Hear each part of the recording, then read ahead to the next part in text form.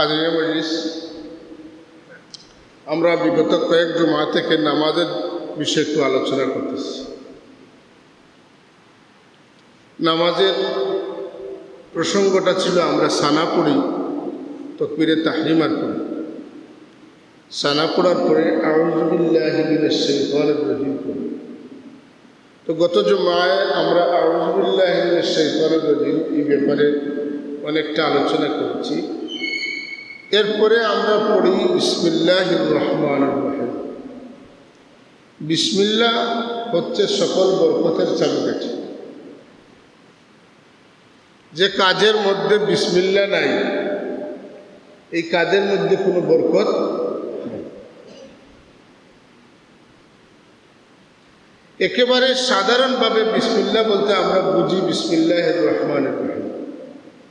আমি আগে একটা জুমায় বলেছি, বিসমিল্লাহ এক এক জায়গায় এক একভাবে রাসূল সাল্লাল্লাহু আলাইহি ওয়াসাল্লাম পড়েছে। যেমন ঘর থেকে বের হওয়ার সময় রাসূলুল্লাহ বিসমিল্লাহ পড়েছেন, বিসমিল্লাহির রহমানির রহিম না, বিসমিল্লাহি তাওয়াক্কালতু আলাল্লাহি লা হাওলা ওয়ালা কুওয়াতা ইল্লা বিল্লাহ। ওযুর মধ্যে আমরা বিসমিল্লাহ পড়ি, বিসমিল্লাহিল আলিয়্যিল আযীম আলহামদুলিল্লাহি আলা দীনিল ইসলাম। ঘুমাইবার সময় আমরা বিসমিল্লাহ পড়ি, আল্লাহুম্মা বিসমিকা আমুতু ওয়া আহয়া। খাওয়ার সময় আমরা বিসমিল্লাহ পড়ি, বিসমিল্লাহি ওয়া আলা বারাকাতিল্লাহ। অর্থাৎ বিসমিল্লাহর মধ্যে পার্থক্য আছে। কিন্তু যে কেউ আর কিছু পারে না, উনি যদি শুধু বিসমিল্লাহির রহমানির রহিম বলে, বিসমিল্লাহ হয়ে যাবে, বরকত হাসিল হয়ে যাবে। কিন্তু এই স্থানের মসনুন তরিকা যেটা, এই তরিকায় আমাদের পড়া হবে। এই জন্য আমাদেরকে খেয়াল রাখতে হবে আল্লাহ রাসূল সাল্লাল্লাহু আলাইহি ওয়াসাল্লাম কোথায় কীভাবে বিসমিল্লাহ পড়েছেন, আমরা সেইভাবে পড়ার জন্য শিখে নিব। আল্লাহ আমাদেরকে তাওফীক দান করে, সকলে বলি আমিন। বিসমিল্লাহির রহমানির রহিম যখন আমরা নামাজে পড়ি, বিসমিল্লাহর অর্থ কী? আবতাদিউ বিসমিল্লাহ, আল্লাহর নামে আমি শুরু করতেছি। কার নামে? আল্লাহর নামে। দেখেন, আপনি যদি বাড়ি থেকে আসার সময় আপনার আব্বাকে সালাম করে আসেন, মাকে সালাম দিয়ে আসেন, আর আপনার বাড়ি থেকে আসার সময় মাকে সালাম দিলেন না, আপনি চলে আসলেন, এই দুটার মধ্যে পার্থক্য আছে। মা দোয়া করবেন, কিন্তু আপনি যদি মাকে বলে আসেন, তাহলে মার খাস নজর এবং দোয়া আপনার উপরে থাকবে না, বিশেষ দোয়া থাকবে। শবে বরাতের রাত এসেছে, আপনি মাকে বলতেছেন, আম্মা আমার জন্য একটু দোয়া করিয়েন, আমি এই সমস্যায় আছি।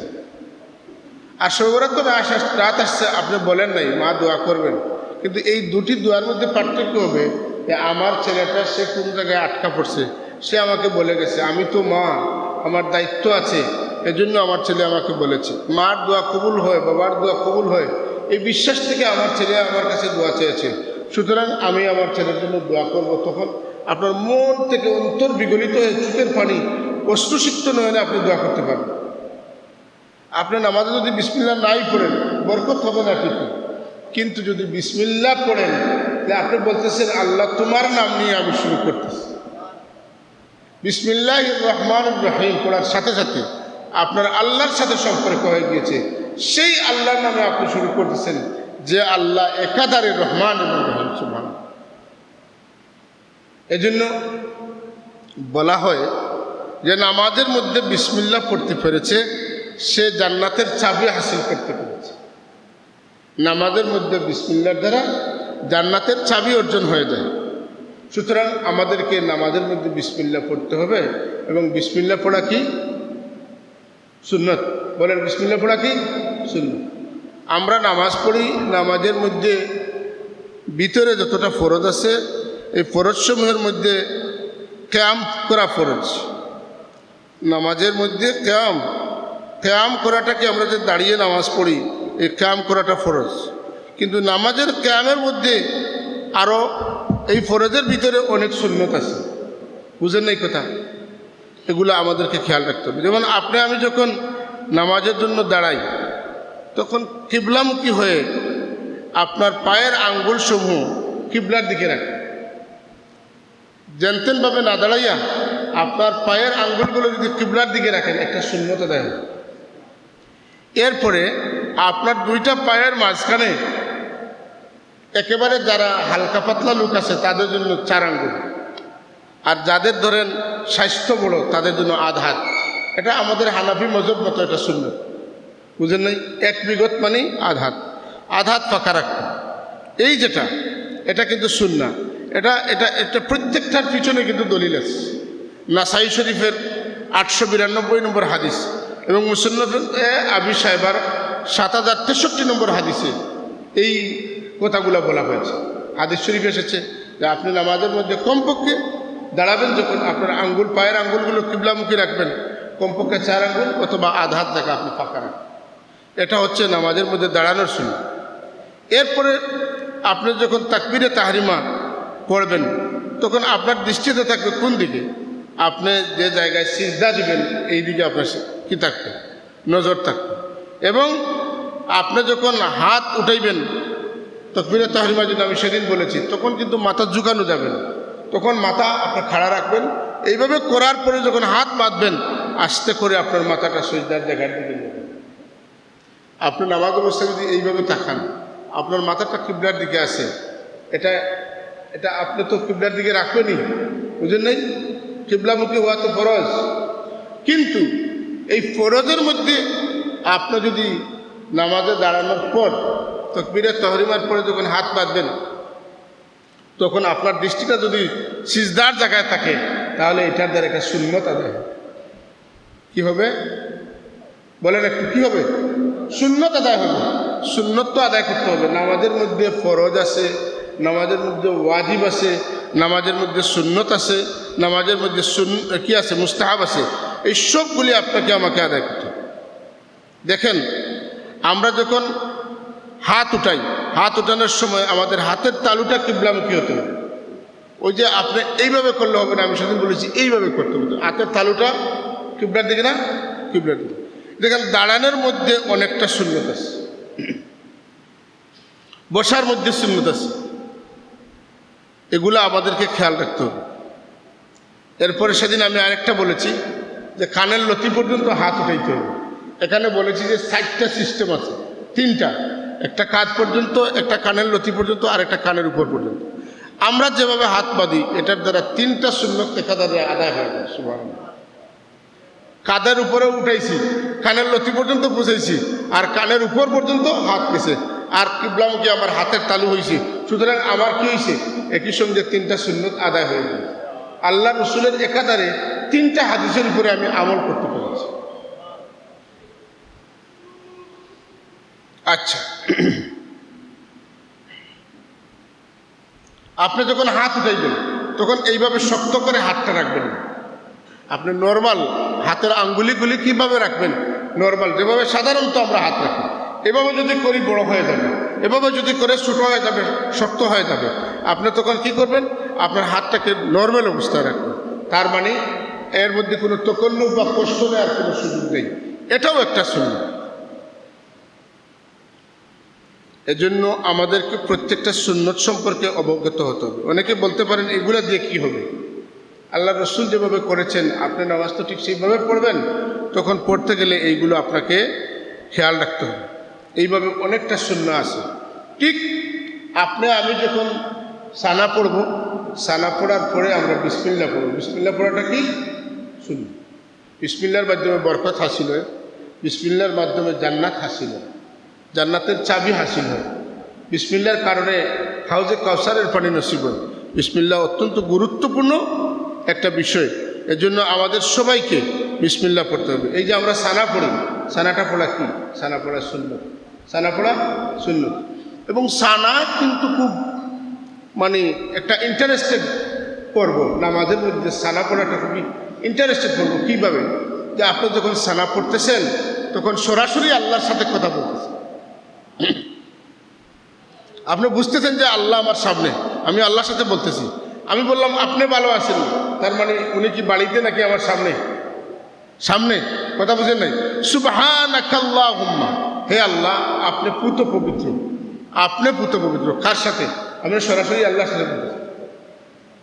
ও বিহামদিকা, প্রশংসা আপনার জন্য, ও তাবারাকা ইসমুকা, আপনার নাম সমূহ বরকতমণ্ডিত। এই যে দেখেন প্রত্যেকটা কথা আপনি আল্লাহর সাথে বলতেছেন। যেভাবে আপনি আত্তাহিয়াতু লিল্লাহি ওয়াস সালাওয়াতু ওয়াত তাইয়্যিবাত, এই কথাগুলো তো আপনি নিজের থেকে বলতেছেন, আল্লাহর সাথে বলতেছেন, আপনি ধারণা করতেছেন, আপনি বিশ্বাস করতেছেন আল্লাহর নবী সিদরাতুল মুনতাহা অতিক্রম করে মেরাজে গিয়েছেন, আল্লাহর সাথে কথা বলেছেন।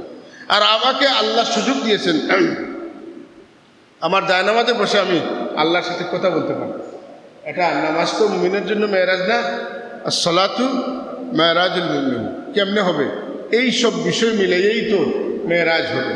আপনি যখন সুবহানাকাল্লাহুম্মা, আল্লাহকে প্রথমে বলতেছেন আল্লাহু আকবার, আল্লাহ সবচেয়ে বড়, এরপরে বলতেছেন সুবহানাকাল্লাহুম্মা ও বিহামদিকা ও তাবারাকা ইসমুকা ও তাআলা জাদ্দুকা ও লা ইলাহা গায়রুকা, সব কথাই তো আল্লাহকে সামনে রেখে বলতেছে।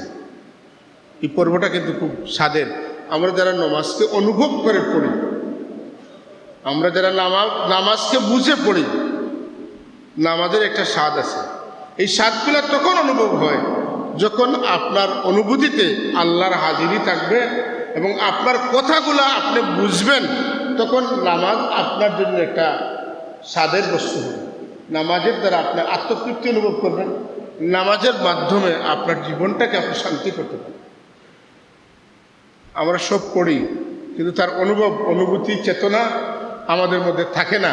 এই জন্য নামাজকে আমরা আমাদের জন্য আল্লাহ রসুল যেভাবে বলেছেন যে নামাজ আমার চোখ শীতল করে দেয়, এইভাবে হয় না। আল্লাহ তাবারাকা ওয়া তাআলা আমাদেরকে নামাজের প্রকৃত কৈফিয়ত নসিব করুন, সকলে বলি আমিন। তো আমরা যখন নামাজের মধ্যে বিসমিল্লাহ পড়ি তখন আমরা সফলতার দিকে অগ্রসর হই, জান্নাতের চাবি আমাদের দিকে আসে। এরপরে আউযুবিল্লাহ বিসমিল্লাহর পরে আমরা কি পড়ি? আলহামদুলিল্লাহি রাব্বিল আলামিন। কি পড়ি? সকলে বলেন আলহামদুলিল্লাহি রাব্বিল আলামিন। কোরআনে কারীমের সর্বপ্রথম এই বাক্য আলহামদুলিল্লাহি রাব্বিল আলামিন। সূরা ফাতিহা আল্লাহর নবীর উপরে 2 বার নাযিল হয়েছে। কোরআনে কারীমের শুধুমাত্র একটা সূরাকে আল্লাহ পাক কোরআনে আযীম বলেছেন, সমস্ত কোরআন শরীফ কোরআনে আযীম। আর শুধু সূরা ফাতিহাকে আল্লাহ বলেছেন কোরআনে আযীম। সুবহানাল্লাহ। এই সূরার মধ্যে সব কিছু আছে। যেমন একজন মানুষ যখন আলহামদুলিল্লাহি রাব্বিল আলামিন পড়ে, এর দ্বারা কি হয়?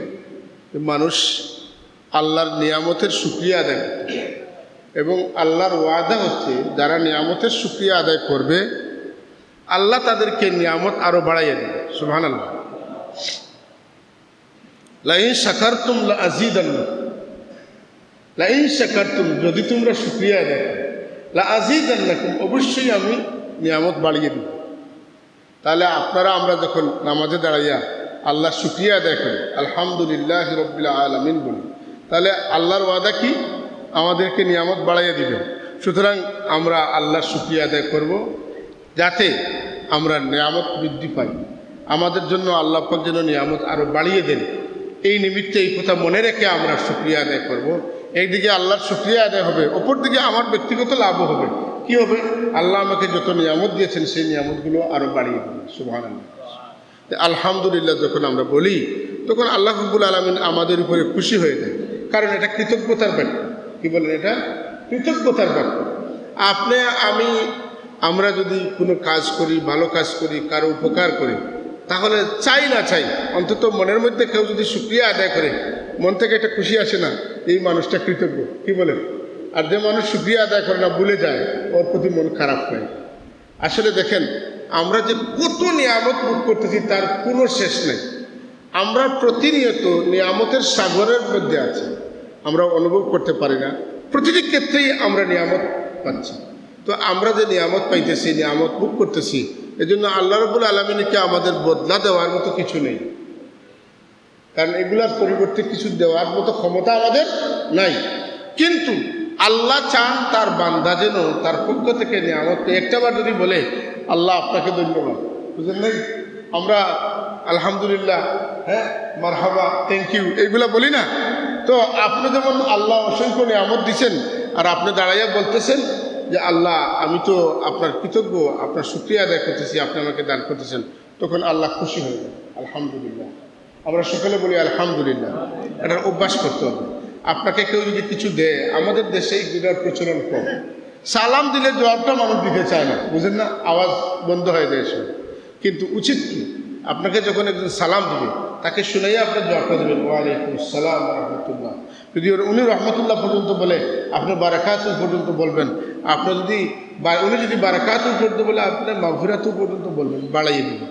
উনি আপনাকে যেটা দিয়েছে কমপক্ষে তার থেকে বাড়াইয়ে দেবেন। এটা হচ্ছে আদব, এটা হচ্ছে নিয়ম। তো আল্লাহ তাবারক ওয়া তাআলা আমাদেরকে এমন একটা সূরা নামাজের মধ্যে নির্ধারিত করে দিয়েছেন, সব মযহবের লোকরা কিন্তু নামাজের মধ্যে সূরা ফাতিহা পড়ে। কেন পড়ে? আল্লাহ রসুল বলতেছেন লা সলাতা ইল্লা বিফাতিহাতিল কিতাব। যদি আপনি নামাজের মধ্যে সূরা ফাতিহা না পড়েন তাহলে আপনার নামাজ কামিল হবে না, আপনার নামাজ পুরা হবে না। যে নামাজ পুরা হবে না, দেখেন এর মধ্যে বাক্যগুলা কি নামাজ যে পুরা হবে, অত্যন্ত চমকপ্রদ বাক্য, যেগুলা কোরআনে কারীমের অন্য পুরো সূরার মধ্যে একাধারে এই বাক্যগুলার সমাহার হয় নাই, এগুলা একত্রিত করা হয় নাই। আল্লাহ রাব্বুল আলামিন নামাজের জন্য এবং তাকে খুশি করার, তার ইবাদত করার সর্বোচ্চ পন্থা পদ্ধতি হচ্ছে নামাজ। সেই নামাজের মধ্যে নামাজের জন্য একটা সূরা দিয়েছেন, সেই সূরার নাম হচ্ছে সূরাতুস সালাত, সূরাতুল হামদ, সূরাতুল ফাতিহা। এটার অসংখ্য নাম রয়েছে। তো আমরা ওই সময় কি করব? সূরা ফাতিহা এটা আলহামদুলিল্লাহি রাব্বিল আলামিন বলবো। এর মাধ্যমে আমরা অতিরিক্ত নিয়ামতের অধিকারী হয়ে যাব। সুবহানাল্লাহ। আলহামদুলিল্লাহ বলার পরে আমরা কি বলি? আর রহমানির রহিম। বলেন কি পড়ি? আর রহমানির রহিম। আল্লাহর মায়াবী নাম, আল্লাহর দয়ার নাম, যে নামগুলা শুনলে আল্লাহর মায়া লাগে, ভালো লাগে। বুঝেন নাই কথা? একজন মানুষ যদি দয়াল হয়, আপনি তাকে যদি দয়াল বলেন তো সে খুশি হবে না বেজার হবে?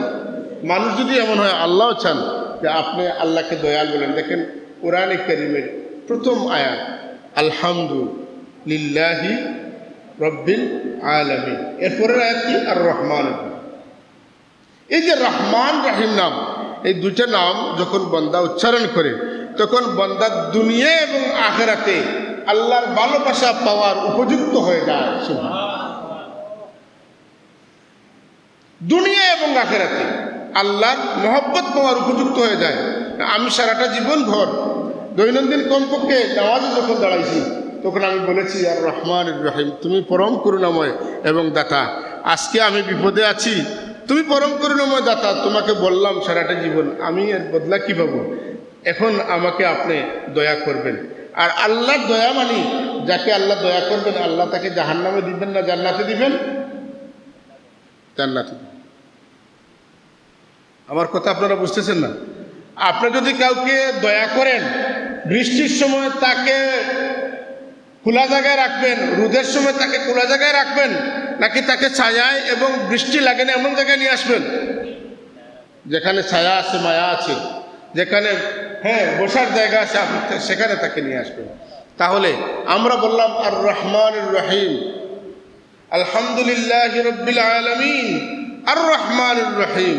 সমস্ত প্রশংসা বিশ্বজগতের প্রতিপালক আল্লাহর জন্য, যিনি পরম করুণাময় এবং দাতা, দয়াল। এই কথাটা বললাম। তো এর কারণে কি হয়েছে? রহমান আদ দুনিয়া ও রাহিম আল আখিরা। আমরা রহমান বলার কারণে দুনিয়াতে আল্লাহর দয়া পেয়ে যাব, রহিম বলার কারণে আখিরাতে আমরা আল্লাহর দয়া পেয়ে যাব। সুবহানাল্লাহ। নামাজ যখন পড়বেন, আপনি আমি সকলেই এই কথাগুলো একটু চিন্তা করে, যদি আমাদের জেহেনের মধ্যে, আমাদের মাথার মধ্যে এই কথাগুলো নিয়ে নিয়ে আমরা এই কথাগুলো বলি আর রহমান রহিম, আলহামদুলিল্লাহি রাব্বিল আলামিন, আর রহমান রহিম, তাহলে ভালো হবে না? নামাজের মধ্যে স্বাদ বাড়বে না কমবে? নামাজের মধ্যে স্বাদ বাড়বে। এটা একটু চেষ্টা করি। আমি আমার কথা বলতেছি, আমরা গাফিল হয়ে গিয়েছি। নামাজের মধ্যে চেতনা আসবে, নামাজের মধ্যে স্পিরিট আসবে, নামাজের মধ্যে স্বাদ আসবে, নামাজ ছাড়তে মন চাইবে না। কখন? যখন আপনার নামাজটা আল্লাহর সাথে কানাকানি হয়ে যাবে, আল্লাহর সাথে মুনাজাত হয়ে যাবে, আল্লাহর সাথে মুকালামা হয়ে যাবে, আল্লাহর সাথে হেওয়ার হয়ে যাবে, আল্লাহর সাথে আপনার কথাবার্তা হয়ে যাবে। তখন নামাজটা আপনার জন্য প্রিয় হয়ে যায়। আল্লাহ রসুল বলতেছেন, নামাজ আমার চক্ষুকে শীতল করে দেয়। কেন? আমার চোখের সম্মুখে আমার দয়াময় রব্বুল আলামিন, রহমান রহিম, বিচার দিনের মালিক, তিনি এখন আমার চোখের সামনে। আপনার ছেলেদেরকে দেখলে, মেয়েদেরকে দেখলে আপনার জিগর ঠান্ডা হয়, চক্ষু শীতল হয়, ভালো লাগে, আবেগ আসে, চুমা দিতে মন চায়। সেই প্রিয়তম, যার চাইতে প্রিয় আপনার আর কেউ নেই। অনন্ত অসীম প্রেমময় তুমি বিচার দিনের সামনে। সেই প্রেমময়কে আপনি দেখবেন, আপনার চক্ষু শীতল হবে না? সেই বাস্তবতায় আমার নবী বলতেছেন যে আমি যখন নামাজ পড়ি তখন আমার চক্ষুটা শীতল হয়ে যায়। আমার প্রিয় ভাইরা, আমরা নামাজ পড়ার সময় এগুলোর একটু এক্সারসাইজ করব, অনুশীলন করব, যে আমি নামাজের মধ্যে আল্লাহকে দেখতেছি, আমি আল্লাহর সাথে বলতেছি, আল্লাহ আমার কথা শুনতেছেন। বুঝেন নাই? যদি আমি এটা না পারি, আল্লাহ আমাকে দেখতেছেন, এতে তো কোনো সন্দেহ নেই। আমি কার সাথে কথা বলতেছি? একজনের সাথে বলতেছি। তিনি কে? তিনি পরম করুণাময়, দয়ালু দাতা, রব্বুল আলামিন, তিনি বিশ্বজগতের প্রতিপালক। তার সাথে কথা বলার আমার সুযোগ হয়েছে, তখন আমার কতটা মনোযোগী হওয়া উচিত। আমার কাছে যখন কোনো আমার চাইতে সম্মানী, আপনার চাইতে সম্মানী কোনো ব্যক্তি যখন ফোন করে, আপনার বস যখন ফোন করবে, আপনার সাহেব যখন আপনার সাথে ফোন করবে, সাহেবজাদা যখন আপনার সাথে ফোন করবে, আপনি ঘরের সবাইকে হাত দিয়ে ছেড়ে দিয়ে বলবেন, মনোযোগ সহকারে কথাটা শুনবেন। আপনার ভিতরে যদি আদব থাকে, তাহলে আপনার টেলিফোনটা হাতে নিয়ে দাঁড়িয়ে যাবেন। যেভাবে তাকে দেখলে আপনি সম্মান দেন, দাঁড়িয়ে যাবেন, তার কথাটা সম্মানের সাথে রিসিভ করবেন। আহারে, আমরা যখন কথা বলি আল্লাহর সাথে, তখন আমরা দাঁড়িয়ে আসি, আল্লাহর সাথে আদব করতেছি।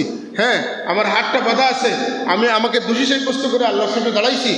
ওই সময়ে যদি আমি আদব রক্ষা করতে পারি, আর রহমানুর রহিম মালিক ইয়াউমিদ্দিন, এই কথাটা যদি বিনয়ের সাথে বলতে পারি, হ্যাঁ, আল্লাহ আমাকে দেখতেছেন, অন্তত পক্ষে এই কথাটা মনে রেখে যদি এই কথাগুলো বলতে পারি, বলেন এটার দ্বারা আমরা উপকৃত হব না ক্ষতিগ্রস্ত হব? উপকৃত। আমাদের সম্মান বাড়বে না কমবে? সাধারণত আপনার চেয়ে সম্মানিত মানুষের সাথে কথা বলার সুযোগ পেলে লোকজন যখন দেখবে, তখন বুঝবে যে অমুক তো অনেক বড় মানুষ, ওনার সাথে তার সম্পর্ক আছে। আল্লাহ তাবারক ওয়া তাআলা আমাদেরকে ওপেন করে দিয়েছেন, ফজরের টাইমে একটা সময় সকালে তোমরা আমার সাথে কথা বলো, জোহরের সময় কথা বলো, আসরের কথা বলো, মাগরিবের কথা বলো, এশায়ের কথা বলো। যদি তোমরা পারো আরো করে নফল সময়ে তোমরা দাঁড়িয়ে যাও, অতিরিক্ত নামাজ পড়ো, আমার সাথে কথা বলো। যে যত বেশি আমার সাথে কথা বলবে, যার সাথে আপনার ডেইলি যতবার ফোন হবে, কথা হবে, দেখা হবে, তার সাথে আপনার সম্পর্কের উন্নতি হবে না অবনতি হবে? উন্নতি হবে। তাহলে নামাজের সময় আমরা আল্লাহর সাথে কথা বলি, ফরজ নামাজ পড়ি, সুন্নত পড়ি, এরপরে নফল পড়ি। এর বাইরে আপনারা অনেকেই হয়তো তাহাজ্জুদ করেছেন, আপনারা ইশরাক করেছেন, অনেকে আওয়াবিল পড়েছেন, জুমার দিন মনে করে অনেকেই সালাতুত তাসবিহ পড়েছেন, আল্লাহর সাথে কথা বলেছেন। আপনার মর্যাদা দিন দিন বাড়তেছে না কমতেছে? বাড়তেছে। কেন বাড়তেছে? যে আপনি সুমহান, সেই দয়াময়, করুণাময়, বিচার দিনের মালিক আল্লাহর সাথে কথা বলার সুযোগ পেয়েছেন। এজন্য আমরা নামাজকে আমাদের অনুভূতিতে নিয়ে আসার চেষ্টা করব। আমরা নামাজের মধ্যে আল্লাহর সাথে কথা বলতেছি, এই চেতনাটা আমাদের মনে যদি আসে, তাহলে নামাজ আমাদের জন্য, আমাদের অন্তর, আমাদের জিগর, আমাদের কলিজা, আমাদের চোখ, হ্যাঁ, ঠান্ডা হয়ে যাবে। নামাজের বিনিময়ে আমি দুনিয়া এবং আখিরাতের সমস্ত কামিয়াবি হাসিল করতে পারবো, এতে কোনো সন্দেহ নাই। সুতরাং আমরা যখন আল্লাহ রাব্বুল আলামিনকে লক্ষ্য করে বলি আর রহমানুর রহিম, তখন আমরা কি হয়ে যাই? আল্লাহর দয়া পাওয়ার উপযুক্ত হয়ে যাই। আমরা যদি আল্লাহর দয়া না পাই, হ্যাঁ, দুনিয়া এবং আখিরাতে, তাহলে আমাদেরকে কে দয়া করবে? বলেন, দয়া করার কেউ আছে? যখন আল্লাহ আমাদেরকে দয়া করেন, তখন মানুষের ভিতরে আমাদের মহব্বত ঢুকিয়ে দেন। যতক্ষণ আল্লাহ মহব্বত করবেন না, ততক্ষণ মানুষ আপনাকে মহব্বত। তাহলে আমরা আল্লাহর দয়া পাওয়ার জন্য আমরা আমাদের নামাজের ভিতরে যে কথাগুলো বলি, এই কথাগুলোর ভিতরে আমাদের খেয়াল থাকতে হবে, ধ্যান থাকতে হবে। আমি কি বলতেছি, কাকে উদ্দেশ্য করে বলতেছি, এবং এর দ্বারা আমার কি উপকার হবে, এই বিষয়গুলো আমাদেরকে খেয়াল রাখতে হবে। আসুন, আমরা তো বলতেছি কথোপকথন, কথোপকথন একা একা হয় না। কথোপকথন একা একা হয় না। একজনের সাথে কথা বলবেন, আরেকজন কথা রিটার্ন করবেন, বুঝেন নাই? আবার আরেকটা কথা বলার সুযোগ হবে, আপনি আরেকটা বলবেন। এ যদি হয় কথোপকথন, ঠিক না? তাহলে আমরা যখন আলহামদুলিল্লাহ বলি, আমাদের আল্লাহ কি আমাদেরকে কিছু উদ্দেশ্য করে বলেন? হ্যাঁ, অবশ্যই বলেন। সুবহানাল্লাহ বলবেন না? আমরা যখন বলি আলহামদুলিল্লাহি রব্বিল আলামিন, মুসলিম শরীফের রিওয়ায়াত, আমরা বলি আলহামদুলিল্লাহি রব্বিল আলামিন। আল্লাহ রব্বুল আলামিন বলতেছেন হামিদানি আবদি। আল্লাহ কিন্তু এই কথাটা আমার সাথে বলতেছেন না, তৃতীয় পক্ষ কাদেরকে শুনাইতেছেন? হামিদানি আবদি, আমার বান্দা আমার প্রশংসা করতেছে। আল্লাহ তো বললেন না এক কথা, তুমি আমার প্রশংসা করতেছো, আমি শুনতেছি, কথা বলেন নাই। হামিদানি আবদি, বুঝা যাচ্ছে আল্লাহর সামনে আরো কারা আছে, আর আল্লাহ তাদেরকে শুনাইয়া বলতেছেন যে তোমরা শুনো, আমার বান্দা আমার প্রশংসা করতেছে। সুবহানাল্লাহ। এরা কারা? কি বলেন? ওরা তারা যারা বলেছিল আদম জাতিকে সৃষ্টি করবেন না, যদি সৃষ্টি করেন তাহলে ফিতনা করবে, ফসাদ করবে, রক্ত জড়াইবে। আল্লাহ কৌশল করে তাদেরকে বলতেছেন হামিদানি আবদি, আমার গোলাম আমার প্রশংসা করতেছে। সকালে কিন্তু সুবহানাল্লাহ বলেন নাই, আবারও বলেন সুবহানাল্লাহ। আল্লাহ কি সুন্দর ওদেরকে জবাব দিচ্ছেন। অনেক আগের সেই ঘটনা, যখন বলেছিলেন যে আমি আদম সৃষ্টি করব, জমিনে খলিফা প্রেরণ করব, সেই সময়কার কথার জবাব আল্লাহ এখন দিতেছেন। এই জুমার নামাজে আপনি পড়বেন আলহামদুলিল্লাহি রাব্বিল আলামিন, আল্লাহ সেই কথার জবাব এখন দিবেন হামিদানি। তখন আমাদের মান বাড়বে না কমবে? সম্মান বাড়বে না কমবে? কেন বাড়বে? আল্লাহ বলতেছেন আমাদের পক্ষে, তোমরা যাদেরকে রক্তপাত করবে বলেছিলে, বিশৃঙ্খলা করবে বলেছিলে, ফিতনা করবে বলেছিলে, কাটাকাটি মারামারি করবে বলেছিলাম, আজকে তারা আমার প্রশংসা করতেছে। কি সুন্দর সারিবদ্ধ হয়ে দাঁড়িয়েছে, একজনকে ইমাম মানতেছে, একজন বলতেছেন, পরবর্তীরা পিছনে যারা আছে সবাই নীরবতা পালন করতেছে। দেখো কি সুন্দর, ওরা কি ফিতনাবাজ, ওরা কি ঝগড়াবাজ, ওরা কি বিশৃঙ্খলা করতেছে? না, এরা তো সুশৃঙ্খল। সুবহানাল্লাহ। হামিদানি আবদি ওয়াইজা ক্বাল আল আবদু আর রহমানির রহিম ক্বাল আল্লাহু তাআলা আসনা আলাইয়া আবদি। বান্দা যখন আর রহমানির রহিম বলে, তখন আল্লাহ ঠিক সেইভাবে তাদেরকে উদ্দেশ্য করে বলেন আসনা আলাইয়া আবদি, আমার বান্দা আমার গুণগান করতেছে। আমাদেরকে বলতেছেন না যে তোমরা আমার গুণগান করতেছো, আমি শুনতেছি, এটা বলতেছেন না। আল্লাহ বলতেছেন আমার বান্দা আমার গুণগান করতেছে। কে কি শুনতেছে না? হ্যাঁ, আল্লাহর মুকাররবিন ফেরেশতা যারা আছে এরা শুনতেছে যে আল্লাহ রাব্বুল আলামিন বলতেছেন যে তার বান্দা কি করতেছে? আল্লাহর প্রশংসা করতেছে, গুণকীর্তন করতেছে। ওয়াইজা ক্বালা মালিকি ইয়াউমিদ্দিন ক্বালা আল্লাহু তাআলা মাজ্জাদানি আবদি। মাজ্জাদানি, আমার বান্দা আমার গৌরব বর্ণনা করতেছে, আমার বান্দা আমার গৌরব গাথা কথা বলতেছে। মানে কি? কিয়ামতের দিনের একমাত্র মালিক অধিপতি আমি। আমরা জানি আল্লাহ পাক অবশ্যই দুনিয়া এবং আখিরাতের সমস্ত রাজত্বকার আল্লাহ, কিন্তু কিয়ামতের দিন আঘাত মাথার উপরে সূর্য আসবে, 1000 বছর লাখো বছর চলে যাবে, বিচার শুরু হবে না, আল্লাহ বিচার করতে শুরু করবেন না। পিন পতন নীরবতা আসবে, বয়ে থরথর করে কাঁপতে থাকবেন, শরীরের ঘাম এর মধ্যে মানুষ সাঁতার কাটতে থাকবে, মানুষের কষ্ট হবে। তখন আল্লাহ রাব্বুল আলামিন সবাইকে লক্ষ্য করে বলবেন, হ্যাঁ আজকের রাজত্ব কার? সকলেই জানে, একেবারে ফেরাউন, সাদ্দাদ, হামান, কারুন যারা আছে সকলেই জানে যা হওয়ার হয়ে গেছে, আমাদের ভুল হয়েছে, আজকের দিনের মালিক আল্লাহ। তথাপি আল্লাহ রাব্বুল আলামিন এই কথাটাকে একরার করাইতেছেন, একটা সংকেত দিতেছেন যে তোমরা দেখো আজকের রাজত্ব কার, বলো, তোমরা তোমাদের মুখ দিয়ে বলো। তখন কেউ তো কথা বলবে না। আল্লাহ তো একবার জিজ্ঞাসা করবেন না, আল্লাহ তো 2 বার জিজ্ঞেস করবেন না, আল্লাহ নিজে 3 বার বলবেন লিমানিল মুলকুল ইয়াউম। সুবহানাল্লাহিল আযীম। ওই দিন নবীরা নিষ্পাপ, সকলে বলেন আলহামদুলিল্লাহ। ফেরেশতারা নিষ্পাপ, সকলে বলেন আলহামদুলিল্লাহ। আছে না?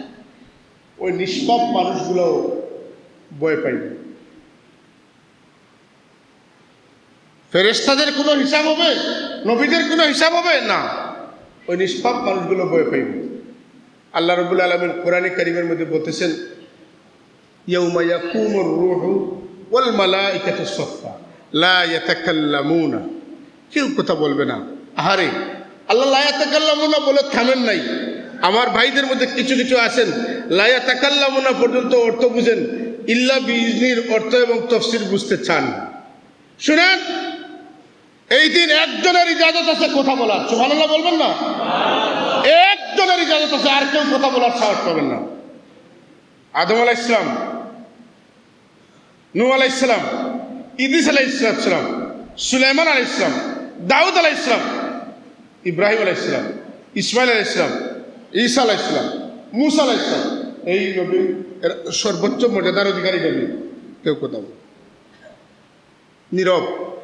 তার কারণ হচ্ছে সবাই জানেন যে আমরা নবী, আমরা রসুল, সব জানেন, ফেরেশতা তারা জানে, কিন্তু এরপরেও যদি কিছু হয়ে যায় দাঁড়িয়ে আছেন কিভাবে?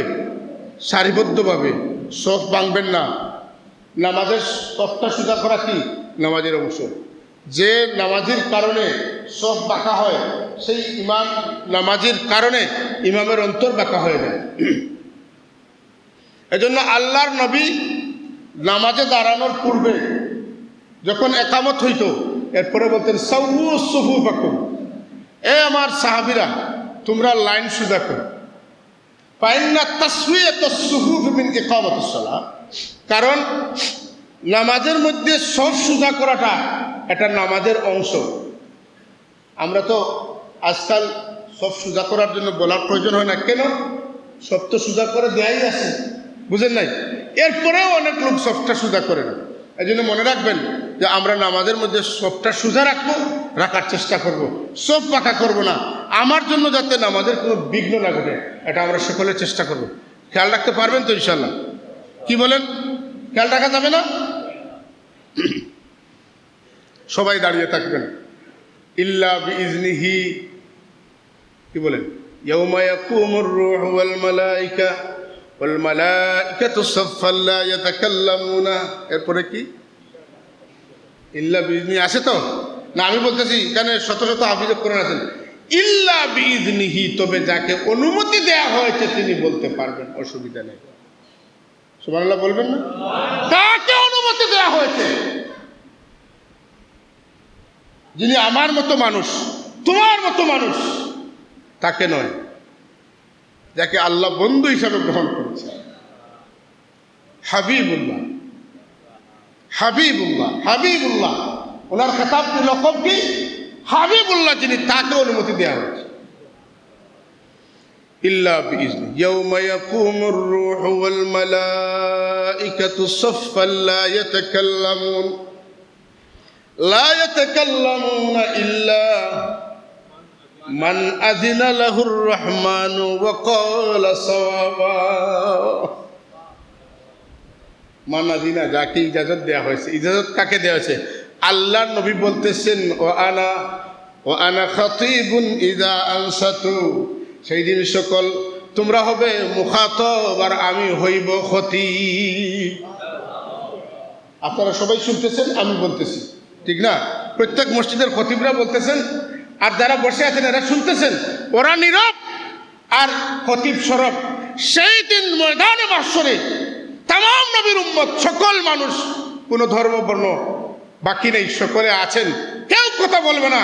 একজন খতিব কথা বলবেন, যাকে খেতাবতের অধিকার আল্লাহ পাক দিয়েছিলেন। আমার রাসূলুল্লাহ বলবেন, আয় আল্লাহ, বিচার শুরু করেন। আল্লাহ নবী আল্লাহর সাথে আদব রক্ষা করবেন। আদব কি? আল্লাহ সবথেকে বেশি খুশি হন কোন কাজে? সিজদায়। কিসে? সিজদায় আল্লাহ পাক সবথেকে বেশি খুশি হন। এই জন্য আল্লাহ রাসূল সিজদায় পড়ে যাবেন। সিজদায় পড়ার পরে অনুমতি নয়। কোরআনে কারীমের মধ্যে আছে ইল্লা মান আযিনা, এখানে উলামায়ে কেরাম আছেন, আযিনা হচ্ছে মাজিদ শেখা। কি বলেন? আযিনা মাজিদ শেখা, অনুমতি দেয়া হয়েছে। মানাজিনা যাকে অনুমতি দেয়া হয়েছে, মানে অনুমতি তো ওনাকে দেয়া হয়েছে, এজন্য আল্লাহ রসুল বলেছেন ও আনা খতিবুন ইদা আনসাতু, রাসূলুল্লাহ সাল্লাল্লাহু আলাইহি ওয়াসাল্লাম অনুমতি প্রাপ্ত, সিজদা করবেন আর অনুমতি দেওয়া হবে তা নয়, এটা আল্লাহর শানের একটা আদব। আল্লাহ রসুল সিজদায় পড়ে যাবেন, তখন আল্লাহ মহব্বত করে বলবেন আরে কি হইল আপনার, আজও আপনি মাথা লাগাইবেন কেন মাটিতে, আজকে আপনি বলবেন, আপনাকে তো বলার অধিকার আমি দিয়েছি, আপনার যা বলার বলেন, আমি সব কবুল করবো। সুবহানাল্লাহ। সে নবী, আমাদের নবী, নবীদের নবী, রসুলদের রসুল, ইমামুল মুত্তাকিন, সৈয়দুল মুরসালিন, ইমামুল মালাইকা, কুল কায়নাতের সর্দার, সৈয়দুল কাওলাইন, নবীউল হারামাইন, ইমামুল মুত্তাকিন, রাহমাতুল লিল আলামিন, আমাদের নবী সেই দিন কথা বলতে শুরু করলেন। সুবহানাল্লাহ। মালিক ইয়াউমিদ্দিন, সেই দিন আল্লাহ বলতেছেন লিমানিল মুলকুল ইয়াউম, আর আল্লাহ রসুল সিজদায় পড়ে গেছেন, কথা বলা শুরু হয়েছে, আল্লাহ বিচার শুরু করুন। আল্লাহ বলবেন হ্যাঁ শুনেন একটা কথা, গভীর মনোযোগ, ইমান ছাড়া আমল কোনো কাজে আসবে না, ইমান ছাড়া আমল কোনো কাজে। রাসূলুল্লাহ সাল্লাল্লাহু আলাইহি ওয়াসাল্লাম এর যত গুণ আছে সকল গুণ সহ আল্লাহর নবীকে বিশ্বাস না করলে আপনার ইমান হবে না। রাসূল পাক শাফিউল মুযনিবিন, হ্যাঁ, আল্লাহ যারা গুনাহ করবে, গুনাহ করে তওবা করবে, তাদেরকে আল্লাহ মাফ করে দিবেন। আমার মতো গাফিল যারা তওবা করতে পারেন নাই, আমার রাসূলুল্লাহ বলেন তোমরা যারা তওবা করতে পারো নাই, আমি আছি কিয়ামতের দিন তোমাদেরকে সুপারিশ করব।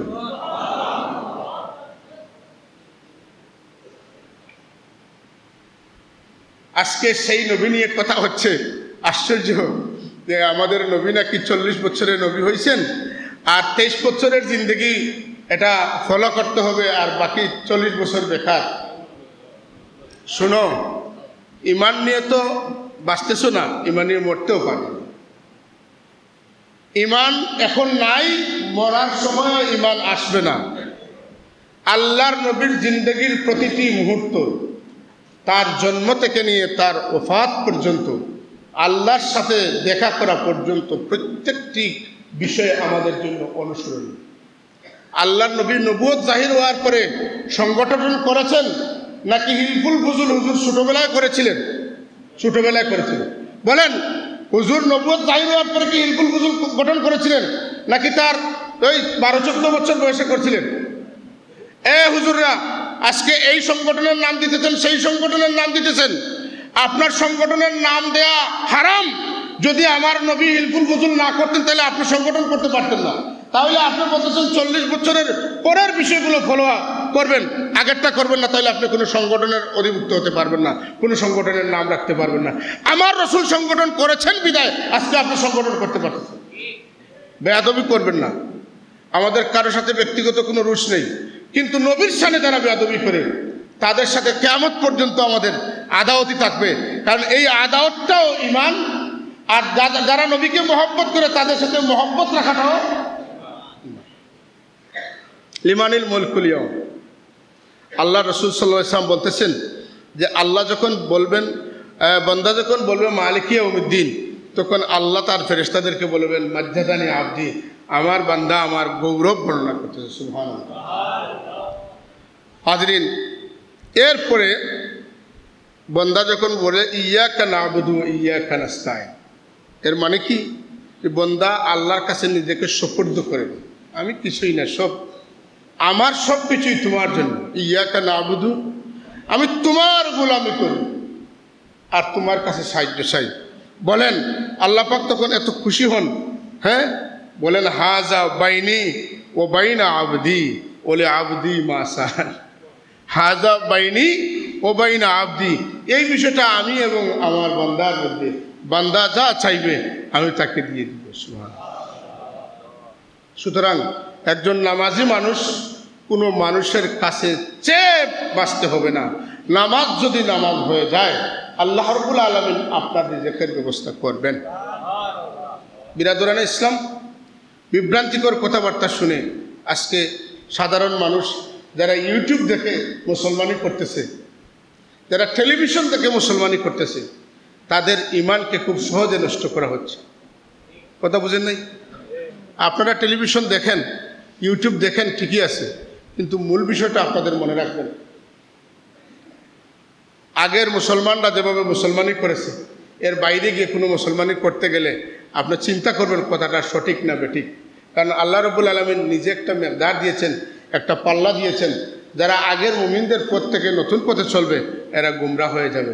সুতরাং আগের মুমিনরা কীভাবে চলেছেন, নবী যদি নবী না হতেন, তার জন্মের আগেও নবী ছিলেন, জন্মের সময় নবী ছিলেন। হযরতে হালিমা সাদিয়া বলতেছেন যে আমি যখন মুহাম্মদ সাল্লাল্লাহু আলাইহি ওয়াসাল্লামকে খুলে নেই এবং দুধ মুখে দিই, তিনি ডানের দুধটা খেয়েছেন, বামের দুধ খান নাই। এখানে দুটির বিষয় রহস্য রয়েছে। একটা হচ্ছে তিনি নবী, এই জন্য তিনি ডান থেকে কাজ শুরু করেন, সুন্নাহ। 2 নম্বর বিষয়টা হচ্ছে আমার আরেকটা ছেলে আব্দুল্লাহ, সেও দুধ খায়। তো উনি যদি 2টা খাইতেন তাহলে বাইটাকে খাইতো। নবী তখনও জানতেন, দুধ যখন খাচ্ছেন তখন তিনি জানতেন যে আরেকটা আব্দুল্লাহ তার দুধ ভাই আছে। এই জন্য নবী তাদেরকেই বলা হয় যারা লুকানো খবর জানে, গাইবের খবর জানে। এরা আলিমুল গাইব নয়, গাইবের খবর জানেওয়ালা যারা, এরা হচ্ছে নবী। আপনারা যদি আমার কথা বিশ্বাস না করেন, লুগাত দেখবেন, মিসবাহুল লুগাতটা দেখবেন। নবী অর্থ কি? গাইব কি খবর দেনে ওয়ালে।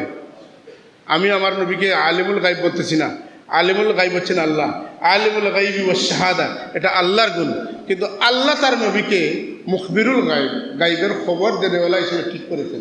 যদি এইসব গাইবের খবর, আমরা আল্লাহকে দেখি নাই, আমরা জান্নাত দেখি নাই, জাহান্নাম দেখি নাই, সিরাত দেখি নাই, আজাইল দেখি নাই, জিবরাইল দেখি নাই, মিকাইল দেখি নাই, ইসমাইল দেখি নাই, আমরা দেখছি। কিন্তু আমানতু বিল্লাহি ওয়া মালাইকাতিহি, এটা আমরা বিশ্বাস করি কিনা? কেন বিশ্বাস করি? আমার নবী দেখেছেন এবং তিনি বলেছেন, এর জন্য বিশ্বাস করি। সুবহানাল্লাহ বলবেন না? হাজিরিনে কেরাম, দেখেন আমরা যখন ইয়াকা নাবুদু বলি, আমরা আল্লাহর গোলাম হয়ে যাই। গোলামের দাম বেশি নাকি যে গোলামি করে না তার দাম বেশি?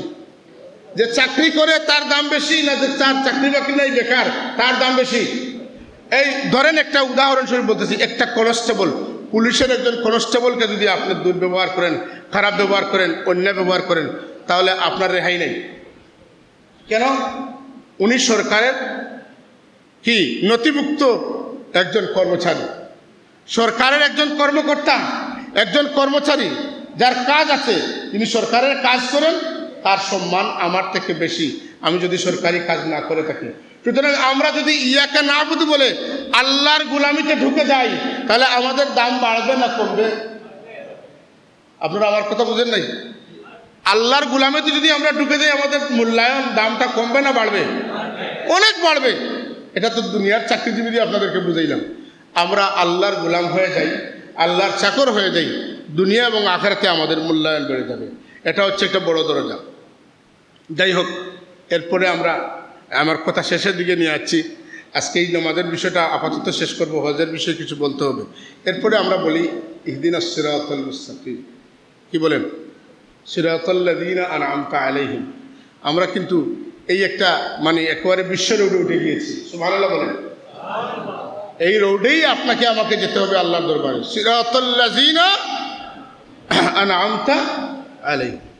আমরা গাড়িতে উঠে গিয়েছি, ড্রাইভার আমার সামনে আছে, আমি টিকিট করে নিয়েছি, এখন আমি কোথায় যাব? ঢাকা যাব।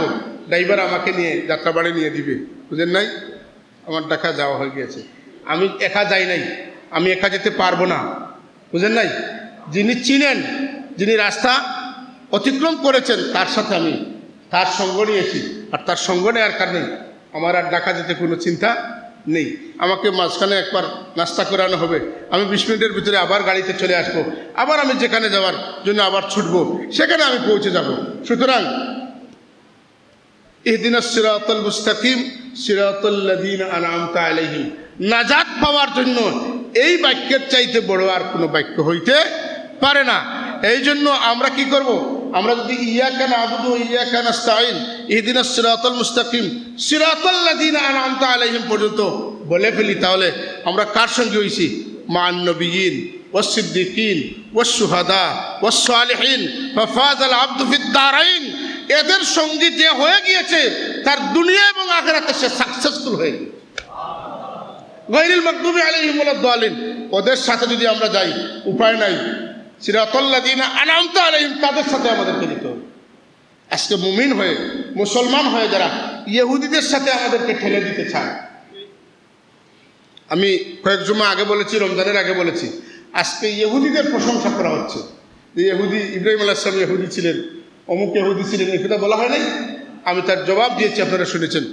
একদল মানুষ আমাদেরকে গায়রিল মাগদুবি আলাইহিম ওয়ালাদ দাল্লিন এদের সাথে করতে যাচ্ছে, আর আল্লাহর ওলিরা আমাদেরকে সিরাতাল লাযিনা আনআমতা আলাইহিম তাদের সাথে করতেছে। আপনারা বুঝবেন কার সাথে যাবেন। আমার কোনো আপত্তি নাই।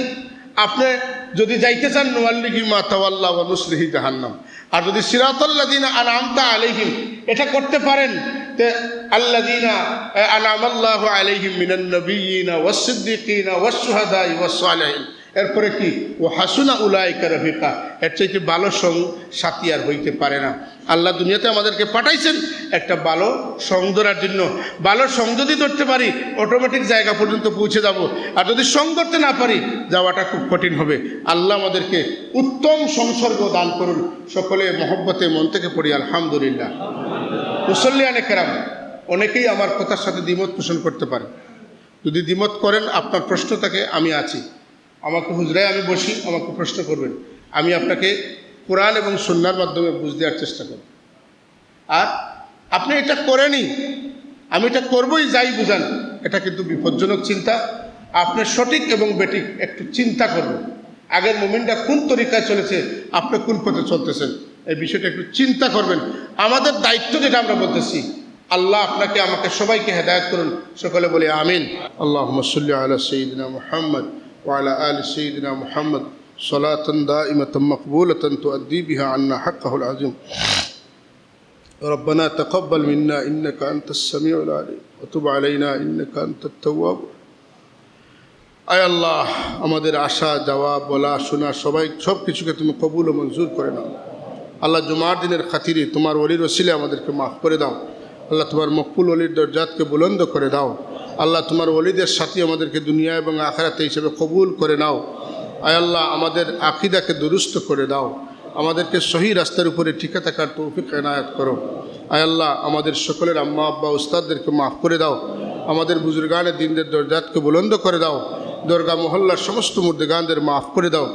আল্লাহ, আমরা যারা এখানে হাজির হয়েছি, অনেকের মা নাই বাবা নাই, বাবা আছেন মা নাই, মা আছেন বাবা নাই, কারো মা বাবা কেউ নেই। আল্লাহ, আমরা তোমার শিখানো দোয়া পড়তেছি, রব্বির হামহুমা কামা রব্বায়ানি সগীরা, রব্বির হামহুমা কামা রব্বায়ানি সগীরা।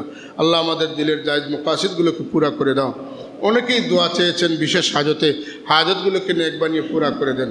আল্লাহ, আমাদের মুতওয়াল্লি সাহেব সহ অনেকেই অসুস্থ আছেন, দেশে বিদেশে বাড়িতে ঘরে হসপিটালে, সবাইকে তুমি শিফা আজিলা কুল্লিয়া নসিব করে দাও। আমাদের পক্ষ থেকে সোনার মদিনায় লক্ষ কোটি দুরুদ ও সালামের হাত দিয়ে পৌঁছে দাও। আল্লাহ, আমাদের সবাইকে তোমার এবং তোমার হাবিবের মেহমান জীবনে অনেকবার করে নাও। রব্বে কায়নাত, একদিন আমরা এই জমিন ছেড়ে চলে যাব। মৌতের সময় আমরা যেন আপনার হাবিবকে দেখি, আমাদের জবান থেকে কলমা জারি থাকে, লা ইলাহা ইল্লাল্লাহু মুহাম্মাদুর রাসূলুল্লাহ। সুবহানা রাব্বিকা রাব্বিল ইজ্জাতি আম্মা ইয়াসিফুন ওয়া সালামুন আলাল মুরসালিন আলহামদুলিল্লাহি রাব্বিল আলামিন।